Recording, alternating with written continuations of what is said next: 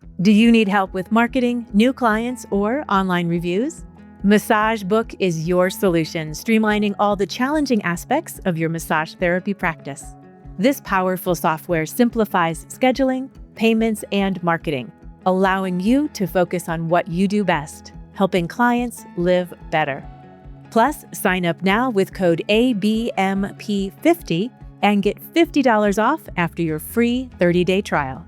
Visit massagebook.com, create an account, and transform your practice today.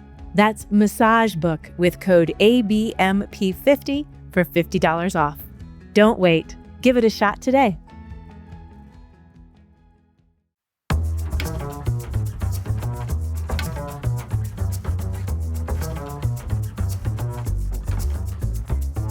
Hello and welcome to Fully Booked with Elicia Crook on the ABMP Podcast Network.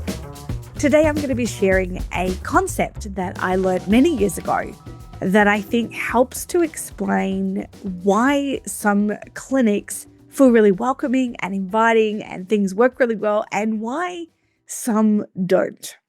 Before I get into that, I want to share just a little bit about one of the programs that we run at the Health Leader Co. This is called Health Leader Mastery.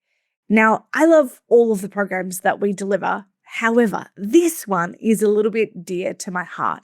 This is where we work with practitioners for a 12-month period, helping them to grow their practice, to create change, and it's really about a transformational process.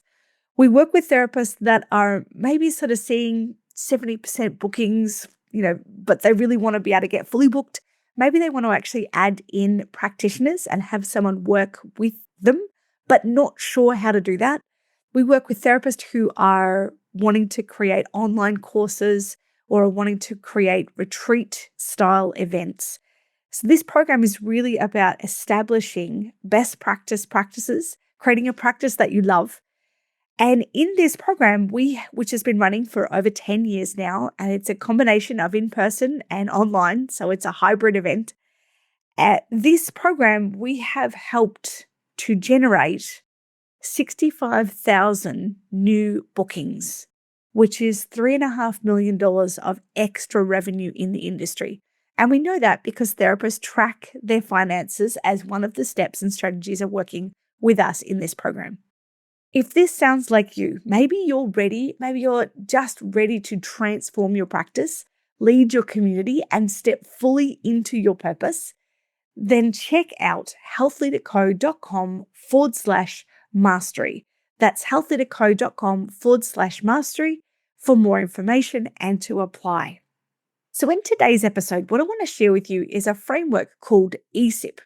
ESIP stands for Environment, Structure, Implementation, and People. And normally it's drawn as an acrostic. So if I was doing this in person and as a highly visual person, hilariously running a podcast, is that I would do this as an acrostic. So the top letter would be environment, and then it would be structure, and then implementation and people. What we tend to find is that when clinics or businesses in general that aren't intentionally designed often are dictated to by the bottom of the model, which is the people. So what is it that people want? Being, even a practitioner that's really available all the time, making sure that they're saying yes to their clients all the time, even if they're clients they don't really love. And this can really get quite overwhelming and kind of a bit boring, in the end, where it's just like there's just too much happening in our brain, and we tend to just say yes to a bunch of stuff. The next thing is the implementation. So a lot of businesses are stuck at implementation and people and never actually get to environment and structure. And what this looks like, it's like the tail wagging the dog rather than the other way around. Especially if we've got staff in our practice, it can seem like every time the staff asks for something, I try and say yes to that, or if my clients or customers want something, then I will bend over backwards to ensure that happens. And the challenge is that it doesn't really lead to great intentional outcomes. And so when we look at environment first, if we flip this on its head and we start with environment is the intangible things in your practice where people know what is okay and what is not okay. An example I have from this is that if you've ever been to a cafe and you might walk into a cafe and feel really at home, really welcomed, the coffee is good, the food is good, the service is amazing. And there's something about the aesthetics, there's just something about it that makes you don't even have language for it, but you just feel welcome, supported, and like I said, coffee tastes amazing. Now, as I've shared, I'm from, near Melbourne, which is we believe, one of the best coffee capitals of the world. I know, big call. However, kind of true though, because coffee's pretty good. So if you walk into a place and you feel really like that, you're really getting the vibe of the thing, as opposed to if you go into a cafe where there's just something lacking. Maybe the food's all right, but the service isn't there. The tables are sticky. No one really connects with you. You don't really feel welcome. And you also can end up being the cafe of no return because actually I don't feel like going back there. And often this is because the environment is just really different. Another way of describing this, and I think I've used this analogy before, is you wouldn't wear bikinis to church. And no one has to tell you whether you should or shouldn't wear bikinis. We just kind of know that that's not the most appropriate way to show up to that environment. However, if you were going to the beach, you definitely wear your bikini. Well, okay, you might wear your bikinis if you're a bikini wearing person. Personally, I'm not. I like full coverage. But that's just me. I'm like mid-40s now. Like I'm okay for the full coverage. If the environment is dictating what to wear, it kind of makes sense. It's like it just kind of fits. It just kind of works. When we look at structure in our business, and we've spoken about this a number of times on this podcast in terms of ensuring that our business has the mechanics or the structure, which is things like ensuring we have good booking system that works for us and our clients, ensuring that we have a way of being able to keep all of our records and that we are doing things like reflective practice. And that's actually part of the structure of our environment. Like we're actually supporting our environment by doing reflective practice. What has worked really well in my practice this week and where could I do even better are some great reflective practice questions. By asking what could I do even better, you're presupposing that what you've done is actually quite good, which is a beautiful way to do reflective practice. And coming from that space of gratitude, sometimes when I'm working with clients, I'll actually get them to draw a big love heart, like in their journal, and actually just write all the things they're grateful for. And that's a really lovely way of starting reflective practice. Just going, wow, you know what? I love that client. And when that client said, wow, I can really feel what's happening as you're working on it. Or when I noticed something about someone where this literally happened to me yesterday. I was working with someone who told me that he had, really tight neck and shoulders and a sore lower back, and they're quite intuitive. And so I said to him, where do you think it's coming from? Do you think it's coming from your scars, or do you think it's coming from your back? Or he's like, stress and tension. But actually, that's a good question. And he said, no, definitely, it's like nerve. I'm like, great, awesome. So I worked exactly what he said. And then I noticed, because I don't know if you guys get this, but did clients' bodies ever talk to you? Like where you're like, oh, I just have to work that. Like I can't not. Like I know this is where you said it would work, but I'm just going to go over here because my intuition or your body is talking to me and I need to work over here. So I worked over there. And he just looked at me and he was like, what the heck? I'm like, I know, right? He's like, far out. I had no idea that's where it was coming from. I'm like, yeah, that's right.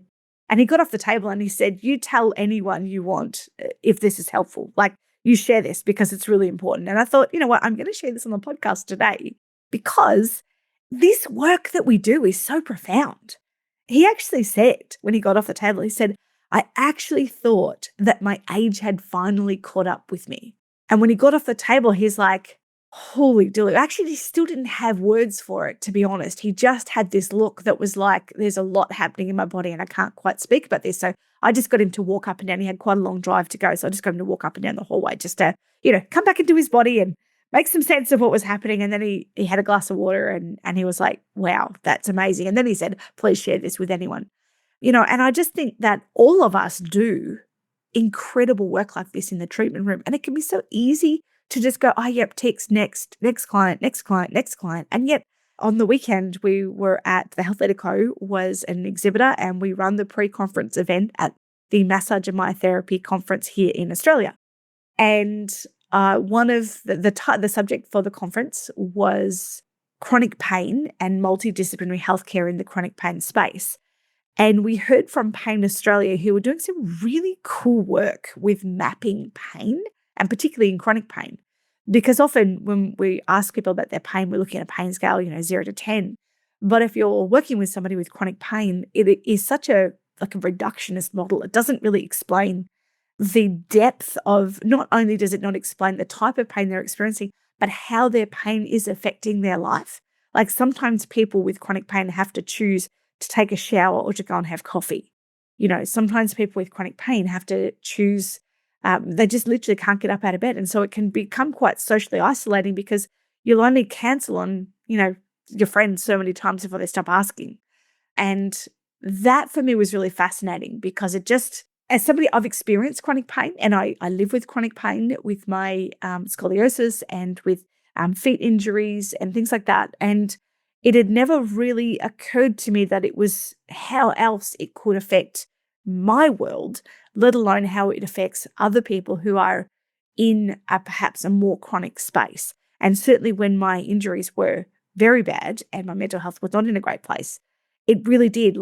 I remember trying to do my Christmas shopping and thinking, normally I would park my car in a certain space and then I'd walk through the whole of Geelong where I'm from and get everything I needed, bring a trolley back, and then that's Christmas shopping done.